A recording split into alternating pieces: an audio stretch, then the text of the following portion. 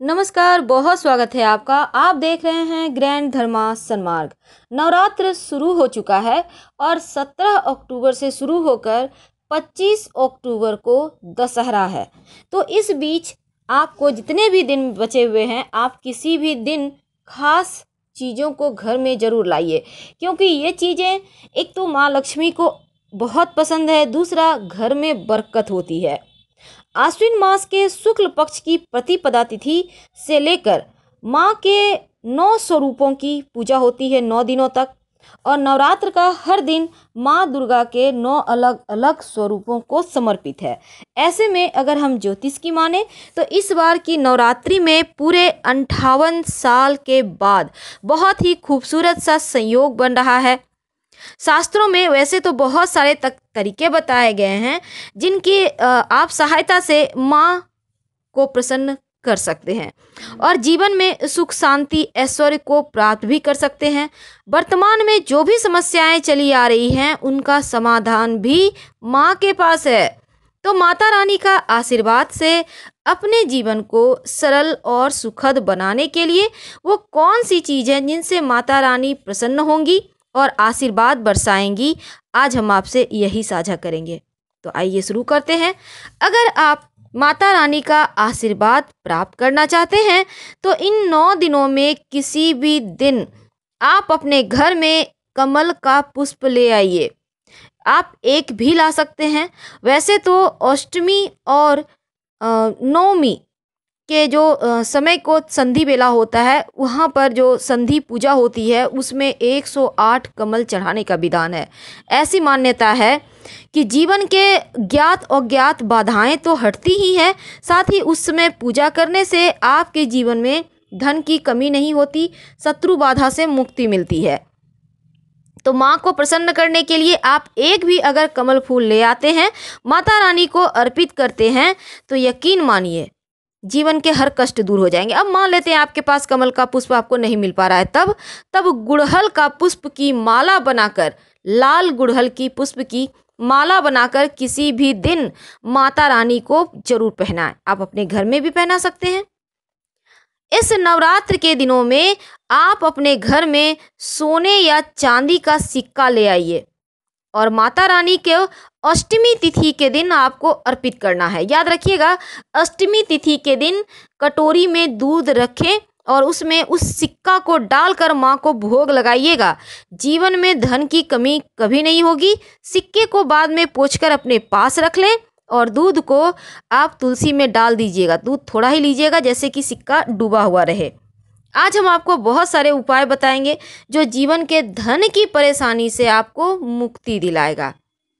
चैत्र हो नवरात्र या फिर आश्विन, दोनों ही नवरात्र का विशेष महत्व होता है, लेकिन आश्विन नवरात्र जो होता है वो बड़ा नवरात्र है। ऐसे में इस समय आप अपने घर में पीली कौड़ी भी लाकर रखकर आप किसी लाल कपड़े में बांधकर अपने धन के स्थान पर रखेंगे, माता रानी को अर्पित कर, तो धन की समस्या दूर हो जाएगी। तो इस नवरात्रा आप कौड़ी लाकर लाल कपड़े में लपेट कर जरूर रखें। दूसरी तरफ अगर हम बात करें तो माँ लक्ष्मी की तस्वीर आप अगर कमल पुष्प पर, गुलाबी कमल पुष्प पर बैठी हुई माँ की तस्वीर लाकर अपने घर में स्थापित करते हैं विधि पूर्वक, तो ऐसा करने से भी आपको शुभ फल की प्राप्ति होती है और माँ दुर्गा के साथ माँ लक्ष्मी की कृपा भी मिलती है। तो आप इन माता रानी को गुड़हल का पुष्प बहुत प्रिय है, इसलिए माता रानी लाल गुड़हल के पुष्प से बहुत प्रसन्न होती हैं। तो आप चाहें तो रोज ही माँ को गुड़हल का पुष्प अर्पित कर सकते हैं। लाल रंग जो सुख और समृद्धि का प्रतीक है, ऐसे में आप माँ को अर्पित करें। नव दुर्गा की आराधना में ये जो माँ का आशीर्वाद प्राप्त करने के लिए ये बहुत खास दिन है। आप चाहें तो एक शंख जरूर ले आइए, क्योंकि इस दशहरा में अगर आप एक दक्षिणावर्ती शंख या मोती शंख घर में ले आते हैं, स्थापित करते हैं, सुबह शाम बजाते हैं, अगर मोती शंख या आप दक्षिणावर्ती शंख, चूँकि बजाया नहीं जाता, इसको स्थापित किया जाता है, पूजा किया जाता है, तो ऐसा करने से अस्थायी रूप से माँ लक्ष्मी आपके घर में निवास करती हैं। दूसरी तरफ ये है अपराजिता। अपराजिता का मतलब होता है शत्रुओं पर विजय दिलाने वाला। अब ये अपराजिता होता है बहुत काम का, क्योंकि जिस घर में अपराजिता हो, खासकर सफेद अपराजिता, उस घर में शत्रु विरोधी आंख तक उठाकर नहीं देख पाते। तो अपराजिता का पौधा घर में लगाइए। वैसे भी नवमी तिथि को जब उस समय पूजा होता है ना, जब हवन वगैरह होता है, तब अपराजिता का वहाँ पर पौधे का यूज होता है।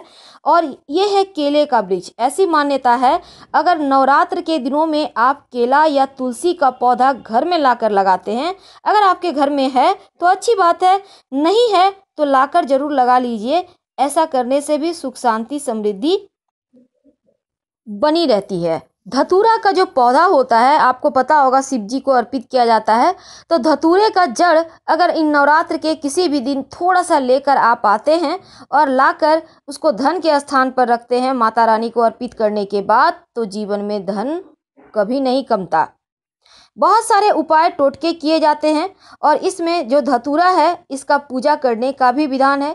इस जड़ को आप मंदिर में स्थापित करें, शत्रु बाधा भी समाप्त होता है। और इस उपाय को खासकर 7वीं तिथि के दिन किए जाते हैं। बरगद का जो पेड़ होता है वो भी धनदायक पौधा है, घर में नहीं लगाना चाहिए, लेकिन इस नवरात्र में एक बरगद का पत्ता ले आइए। अब इस पत्ते पर हल्दी से स्वस्तिक बनाइए और माँ दुर्गा के पास रख दें। जीवन में धन सुख की कमी कभी नहीं होगी, धन आता रहेगा, हर तरफ से चारों दिशाओं से आपकी रक्षा होगी। यह है हरसिंगार। हरसिंगार का जो पुष्प होता है, ये मुंह मांगी मुरादें पूरी करता है, इसलिए हरसिंगार का पुष्प माता रानी को जरूर अर्पित करें।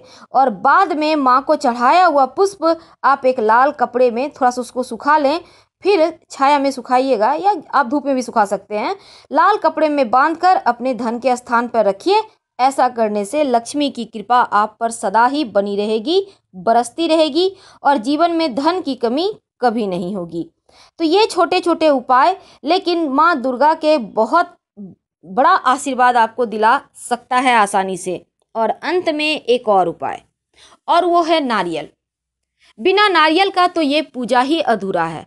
इस नारियल का मतलब होता है, आपने जो आपके जीवन में कष्ट हैं, जो ग्रहों की पीड़ाएं हैं, इस नारियल के माध्यम से आप माँ को अर्पित कर देते हैं। इसलिए एक नारियल कम से कम आप लेकर माता रानी के मंदिर में जरूर जाकर रखकर चले आइएगा।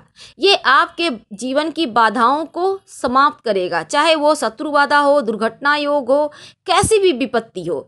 नारियल वहीं छोड़ दे मंदिर में, आप घर चले आएं और माँ से प्रार्थना करें आपकी जो भी मनोकामना है।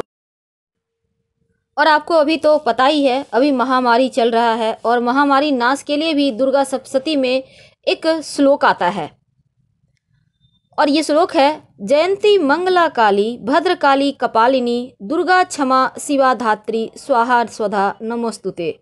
जयंती मंगला काली भद्रकाली कपालिनी दुर्गा क्षमा शिवा धात्री स्वाहा स्वधा नमोस्तुते।